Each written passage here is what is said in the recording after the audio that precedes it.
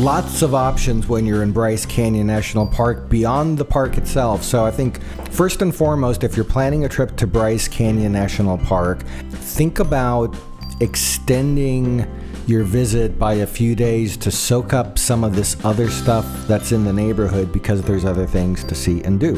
So Kodachrome Basin State Park. Julie, let's talk about what this place is all about. It is a state park in the southern part of Utah. Nearby is Bryce Canyon National Park. There are many features at this state park that are different from Bryce Canyon itself, which is remarkable to me. So let's talk about getting there. So it is 22 miles away from Bryce Canyon National Park, or about a half-hour drive, so super accessible if you're at Bryce Canyon. We were staying in the town of Cannonville, so I think for us the drive was just under 15 minutes. The road was going, and it was going straight, and then all of a sudden, if we were going to continue to go straight, the road turned to dirt. Yeah. But we took a left. And there is a sign there that does say Kodachrome State Park. So we hung the left. We got to one of those gates where they welcome you to the state park, and the entrance fee to get in was $10. So we paid the $10, and that was going to suffice for as much adventuring as we wanted to do for the day. And there is more to do in the park. So the first thing that we had on our list of things to do was a couple of hikes. The park has over 12 miles of trails, so we decided at Kodachrome we were going to take a few shorter hikes. And we selected two trails. One was called the Grand Parade Trail, and another one was called Angel's Palace Trail. You've got lots of options for hikes, so if you want something short, you'll find that. If you want something longer, you're going to find that. And difficulty levels from super easy to probably at least moderate, if not a little bit more difficult than that. Lots of options for you. The first hiking trail that we had chosen is called the Grand Parade Trail. It was an easy, very flat, 1.5 mile walk along the floor of the basin. It passed through a couple of canyons, they call them box canyons. And we were just looking at the terrain and the colors and some of the canyon walls and there was some kind of dry stream through there, and the floor of it was quite dusty because all the sediment from, I guess, rain and weather had brought all the sediment off of this rock onto the floor of the canyon, and it was very dusty, fine particles of dust, and it was red. The color and the texture of what we were walking on, it reminded me more of like if somebody took 1,000 truckloads that were filled with that powder that makes Nestle's chocolate milk. Yeah, kind of a red it was kind of cocoa like, color. Yeah, and it was kind of that kind of consistency almost. It was kind of soft to walk on, and like you said, real kind of dusty, totally different than what we saw at Bryce Canyon. I think that's why the mountain bikers like it. Yeah. Because you can probably get a really good ride out of that. Mm-hmm. In these crevices on this hill, mountain, whatever, the stone, if you look really closely, you can see areas where the water has caused buildup of all this dust that's been building up over time. Eventually will just come down. It's like that, the water causes that. Yeah, and this hike was, I think, 100% level. I mean, pretty much. It was this very particular flat. One, yeah. It was very flat. It was just on the floor of the basin. We just walked around. It curved around a couple of canyons, and a very short hike, but very pleasant. Yeah, so I think you could spend anywhere from 30 minutes to a little bit more than that. Easy trail that anybody could do. Yeah, and it had some beautiful plant life. A couple of places we saw these trees that it looked like 75% of the roots were hanging outside of the cliff, and the tree was hanging on for dear life to some of these cliffs, and still surviving. Right, one thing I like about this trail we're on at Kodachrome is they've got these trail markers everywhere, which makes it really easy to make sure you know where you're going, which is not the case on every hike that we do. You gotta use the trail markers. Now you gotta, okay, now go this way. I was filming. Use the use the trail markers. So with that, I thought, okay, this is going to be great because in fact, I think on the Grand Parade Trail was one of the most clearly marked hiking trails I think we've ever been on. There was markers everywhere. As you walked a little more, another one would tell you which way to go. So I thought, hey, if everything is going to be like this is going to be great. So but we went on to our next hike. We did. And it wasn't quite as clear, was it? A little bit different. Yeah, so the next hike was a trail called the Angel's Palace Trail, and this was just about a 2-minute drive, I guess if that, to get to the next parking lot from the first trail, so very close. And as we drove into the park, we were given a complimentary guide that described what the available hikes were, how long they were, etc., etc. And I believe it said that this one also was 1.5 miles in length.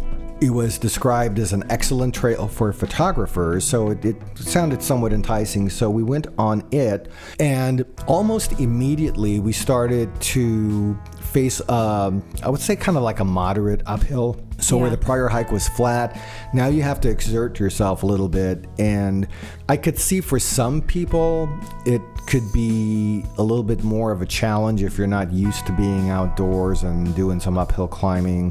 We're making our way to the top of this overlook, and along the way, there's just so much visually to see. Amazing rocks, amazing hills in the background. You get to the top of this overlook, and then you've got these amazing views in multiple directions. So we're at the top of this hike. Not a long time to get here, a little bit uphill, not a whole lot, but you end up at this top of this cliff area. There's a narrow path where you get these overviews to the left of us. Again, I don't know if it's going to come out so much in the video, but this just beautiful brown rock, a few spires on some of the hills here, which are part of the formations that you see here. It's pretty spectacular views. We've kind of figured out on this Angels hike, there's a couple of different color of trail markers. For the most part, they're pretty well placed, but not exactly everywhere. So you got to look for the orange ones to keep you on the trail. There's a couple of places on the hike where the path isn't super visible, like where we are now.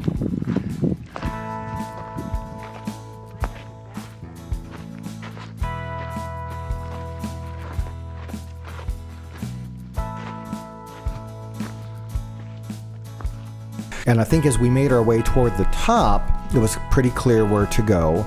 And then I remember once we got to this top plateau, in terms of what it looked like, it just, and I've never been to another planet, but it reminded me, okay, if I was on Mars or someplace like that, it's what I imagine the landscape there might be like. We're at this spot, and this almost looks to me like other planet. Mordor. And Julie's on the planet. I guess when I've seen like photos of the men who were able to walk on the moon, that kind of a thing. And I think we got some photos of some of the panoramas. Yeah. And then we were trying to figure out, now which way do we go? Because now, and we were warned. We very soon after entering into this trailhead, other hikers were coming down and warned us that the markers on this trail were not very good. Yeah, now this was supposed to be a loop. So we figured if we just kept going in what seemed to be the right direction, we would ultimately loop around. And we did see trail markers up on the top, but many of them were fallen over, pointing in the wrong directions. Places where there should have been trail markers, there were no trail markers. That way. So we're trying to follow these markers, but they're not the best well placed on this particular hike. There's a few that have kind of fallen over, and we're not sure which way they were pointing initially. We're also pointed the wrong way. Yeah. So it's starting to feel like more of an adventure. And at some point, for the life of us, we couldn't figure out, how do you make this trail into a loop? So here's an example of what we're talking about with the signs. He's fallen over two different directions. You hope they're pointing the right way, but you never know. And it turned out, you were talking about the gentleman up on top. We were not the only ones who all of a sudden became confused. Yes, because we ran into him while we were up at the top trying to figure out which direction to go in, and he was up there doing the same thing. So we kind of built a little bit of a friendship on our hike and followed each other a little bit, trying to get the right direction on which way to go. Yeah. So we eventually, since we couldn't figure out the loop part of this, we just backtracked and kind of concluded the hike that way, but very scenic. At Kodachrome State Park, there are 67 monolithic stone spires. So we went in looking for them. You cannot miss them. So these spires look like gigantic chimney stacks, and they rise from the floor of the valley from the sandstone rocks. So it's just amazing when you think about how these could possibly have been formed. And these have, through studies, they believe that it took 180 million years of geological time to form these spheres. Let's segue into how this park got its name. So Kodachrome Basin is not named after Paul Simon's song. So which came first, the name of the park or the name of the Kodak brand of film called Kodachrome? So in 1948, the National Geographic Society and the Explorers Club of New York organized an expedition there. Their mission was to explore one of the least known wild areas in the United States. This last frontier in Utah was known at that time as Escalante land. The explorers were surprised when they got there by the completely dramatic landscape that they discovered, and they renamed it Kodachrome Flat because of these astonishing formations that we described earlier. And all the colors. The colors just were amazing. And then in the 1960s, the area was set aside as a state reserve. At that point, it was officially changed. The name was officially changed with consent from the Kodak Film Company to Kodachrome Basin. And that reflects the unique geology and the vibrant colors that are found there. I bet it was kind of like free marketing for the Kodak company. Oh, at I'm the sure time, they right? loved it. Yeah. Well, I have a fun fact for you. What do you got? That will explain why it kind of had that other world kind of look to it. So the soil there, it's very dark, and there's areas that are very dark and they're bumpy, and it just looks really, really different. And in fact, it's more than just dirt up there. It is soil that is actually alive. It's made up of cyanobacteria, green algae, lichens, mosses, microfungi, and bacteria. This community of organisms absorbs the water, it prevents erosion by the wind in the water, and it provides nitrogen and helps seed the area. It helps it find a place for these seeds to actually germinate and grow. So extremely fascinating because I love science. Sounds kind of sci-fi. And it makes it look kind of like other world, like you're somewhere else on Mars or Venus or whatever you wanna look at. And because this soil is so special, and it really is important that you do stay on the trails there. Yeah, we saw some signage that said, "Don't bust the crust." So they're very concerned about not walking all over this. While it looks like dirt, there's a whole lot more going on besides just the dirt. Yeah, so as you're walking on it, you're actually crushing these little microorganisms, and you damage the ability of this area to absorb the water and withstand the wind, and it causes too much erosion. So, and it takes forever. It takes decades for it to recover. So it's really important that you pay attention to what's under your feet and stay on the trail. Yep.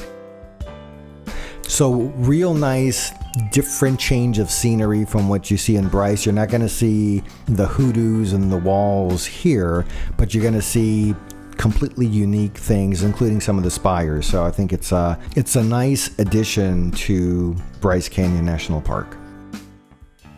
Thanks for watching this video. We hope you've seen some things that'll help you plan your future travel adventures.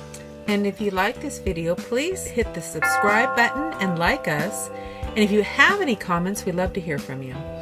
And until next time, keep on traveling, and we hope to see you In at the places where we go.